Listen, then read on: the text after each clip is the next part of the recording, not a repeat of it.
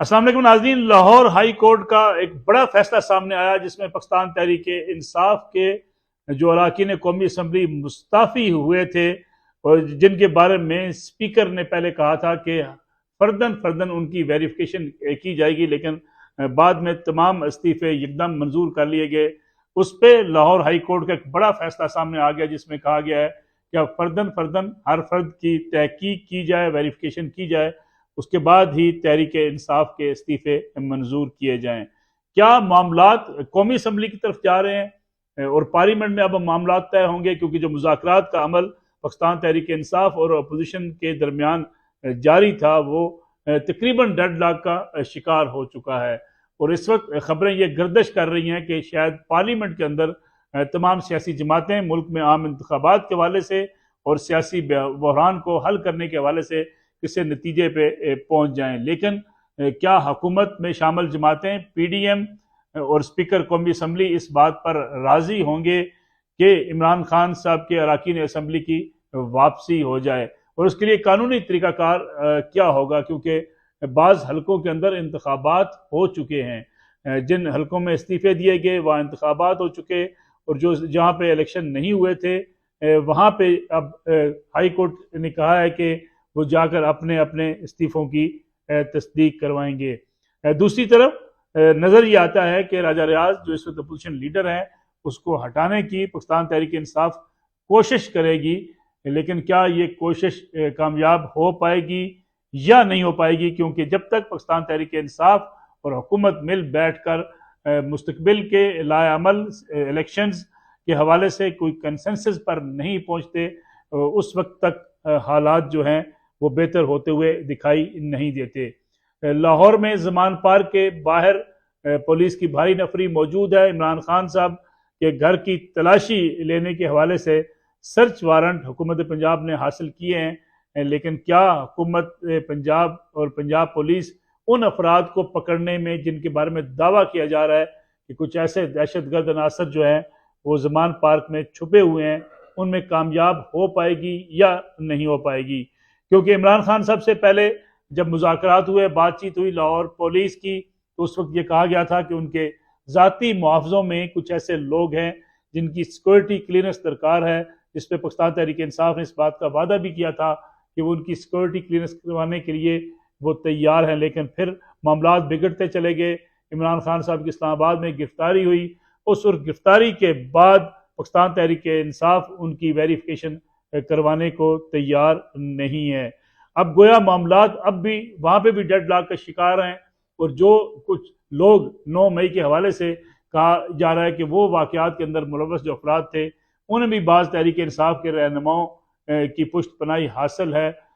ये भी एक बड़ा अहम मरला है, क्योंकि जियो फेंसिंग की बुनियाद पर जितने लोग भी कोर कमांडर हाउस के बाहर या अंदर मौजूद थे उन तमाम का रिकॉर्ड हासिल कर लिया गया है और तमाम अफराद की गिरफ्तारी की कोशिशें शुरू कर दी गई हैं। बाज़ ऐसे लोग थे, ऐसे कारकुनान थे, ऐसी ख्वातीन और जो कम उम्र बच्चे भी उसमें शामिल हैं, जो कोर कमांडर हाउस के बाहर तो मौजूद थे लेकिन किसी ऐसी कार्रवाई में उन्होंने हिस्सा नहीं लिया। उसके हवाले से भी अभी तक हुकूमत पंजाब का या सिक्योरिटी इदारों का कोई हतमी फैसला सामने नहीं आया, क्योंकि तमाम के तमाम अफराद के नाम उन लिस्टों में शामिल किए हैं। क्या गिरफ्तार होने के बाद उन्हें रिलीफ मिलेगा या नहीं मिलेगा, ये अहम सवाल है। और हकीकत बात यह है कि ऐसे अफराद को और शरपसंदी करने वाले अफराद को दोनों के दरमियान में एक फ़र्क वाज़े होना चाहिए, और ख़ास तौर पे सज़ा और जज़ा के लिहाज से देखा जाए तो दोनों का जुर्म शायद बराबर नहीं हो सकता। लेकिन हुकूमत ये समझती है कि जो लोग भी वहाँ पे गए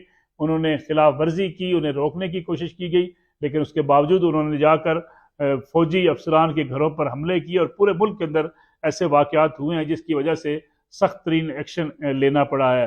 और सबसे अहम मरला इस वक्त आज ज़ल्मे खलीलजाद के वो मुसलसल ट्वीट्स हैं जो इस वक्त वो आर्मी चीफ के हवाले से उनके खिलाफ कर रहे हैं। सियालकोट में अफसरान से खिताब करते हुए जो आर्मी चीफ ने इस अज़म का इरादा किया था कि नेशनल सिक्योरिटी पर और मुल्की इदारों के खिलाफ किसी भी मुहिम को कामयाब नहीं होने दिया जाएगा, लेकिन उस पर एक पूरी मुहिम शुरू की गई जिसमें मेजर टेड आदिल राजा जो इस वक्त UK के अंदर हैं, वहाँ से हर रोज़ army chief general Asim Munir को टारगेट किए हुए हैं। उन्हीं के बयान करदा ट्वीट्स को ज़ल्मे खलीलजाद ने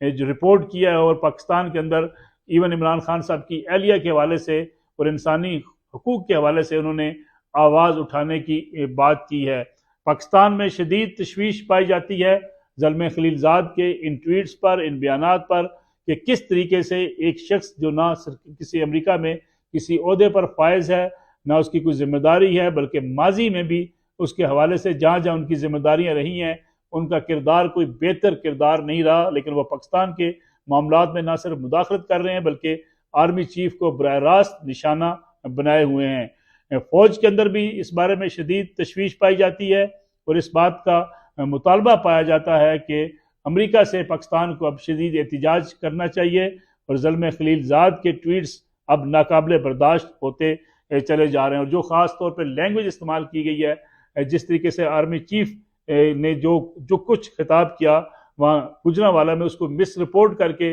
अपनी तरफ से जो अल्फाज डाले गए हैं, जो आदिल राजा ने पिछले कई रोज से कंपेन शुरू की है, उसी के अंदाज में ज़ल्मे खलीलजाद के जो ट्वीट्स हैं वो इस वक्त जो है खासी तशवीश का बायस बने हुए हैं। इसके साथ साथ इस वक्त जो मुल्क की मईशत है उस पर शदीद सवालात हैं कि मुल्क की मईशत जिस तरीके से तबाही की तरफ जा रही है उससे निकलने का रास्ता क्या हो सकता है, क्योंकि ये भी कहा जा रहा है कि चीन के साथ पाकिस्तान के बढ़ते हुए ताल्लुकात जो हैं वो IMF की नाराज़गी का सबब बने हैं। सेक्रेटरी ख़जाना को भी इसलिए शायद हटाया गया क्योंकि IMF के साथ मामलात फाइनल नहीं हो सके, लेकिन इसके साथ साथ अमरीकी हुकूमत का दबाव भी मौजूद है IMF के ऊपर, और अगर अमरीकी हुकूमत IMF के ऊपर दबाव बढ़ाए रखती है तो IMF बजट से पहले पाकिस्तान की किस्त की अदायगी जो है एक बहुत बड़ा सवालिया निशान होगी। और क्या IMF से मिलने वाले कर्ज के बगैर क्या हुकूमत इस पोजीशन में होगी कि एक बेहतर बजट आवाम के सामने ला सके या आवाम को उसमें कुछ रिलीफ दिया जा सके, क्योंकि पिछले चंद रोज़ में जो बजट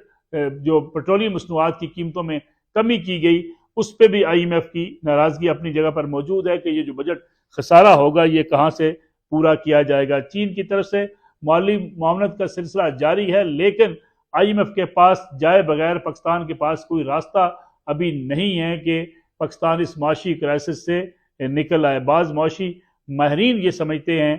कि IMF किसी सूरत भी पाकिस्तान को नौ नहीं करेगा, एक दबाव सियासी और माशी दबाव बढ़ाता रहेगा, लेकिन किस्त पाकिस्तान को मिल जाएगी और यही वाहिद रास्ता होगा कि पाकिस्तान एक बार इस माशी सूरत हाल से बाहर निकल आए। इसके साथ साथ पाकिस्तान खलीजी ममालिक से जो सपोर्ट हासिल करने की कोशिश कर रहा है वो भी पाकिस्तान में एक सियासी बहरान की वजह से उसमें मुश्किलात का सामना है, और सियासी बहरान जितना गंभीर होता चला जाएगा इतना ही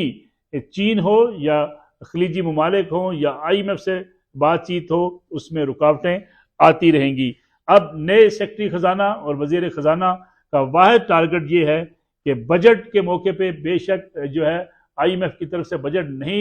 सपोर्ट नहीं मिलती तो फिर एक ऐसा बजट लाया जाए जिसमें यह कहा जाए कि IMF की सपोर्ट के बगैर ये बजट हुकूमत ने पेश कर दिया है, और जो ही ये बजट पेश होगा उसके बाद